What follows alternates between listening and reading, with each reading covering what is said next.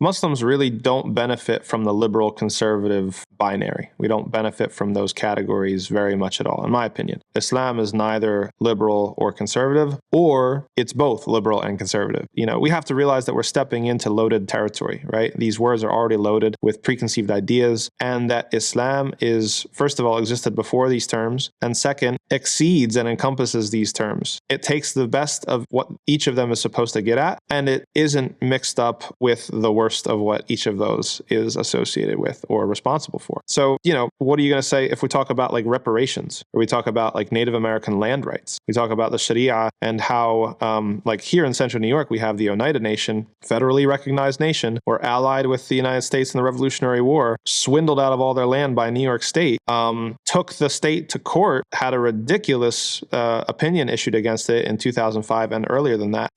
As far as I understand from the Sharia, they need to get some sort of compensation and maybe even the land back or something like that. Okay. Now, if we ram it through this liberal conservative divide, that's a liberal opinion. Okay. Is Islam all of a sudden liberal now? No, Islam is what it is. And we judge liberalism and conservatism by Islam, and we don't judge Islam by liberalism or conservatism. There's other issues where if you go to it, gay marriage, right? LGBTQ issues, the whole trans phenomenon, all these sorts of things. Islam would seem conservative. Okay. Does that make that there is a conservative and a liberal Islam? No, there's Islam. There is Islam, and then there's these other man-made sort of platforms with their own sort of, even if you go, and this is why Americans need to travel, because if you go to other places in the world, the sort of associations that people have and oppositions that people have don't necessarily hold. So for example, environmentalism is a left issue in the United States. Okay, if you're an environmentalist, again, that's another position where Islam would be seen as extremely liberal. All right, the Prophet ﷺ talked to mountains and rocks.